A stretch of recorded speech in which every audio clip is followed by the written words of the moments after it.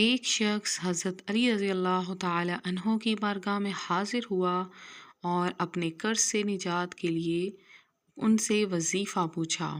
حضرت علی رضی اللہ تعالی عنہ نے فرمایا کہ جب بھی تمہارے اوپر قرض بہت زیادہ ہو جائے تو ہر نماز کے بعد 11 بار صبح شام 100 مرتبہ روزانہ اول آخر ایک بار درود پاک کے ساتھ پڑھ لیا کرو۔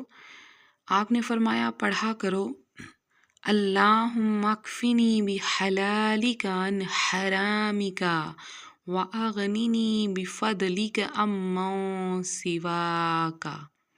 یا اللہ مجھے حلال رزق عطا فرما کر حرام سے بچا اور اپنے فضل و کرم سے اپنے سوا غیروں سے بے نیاز کر دے۔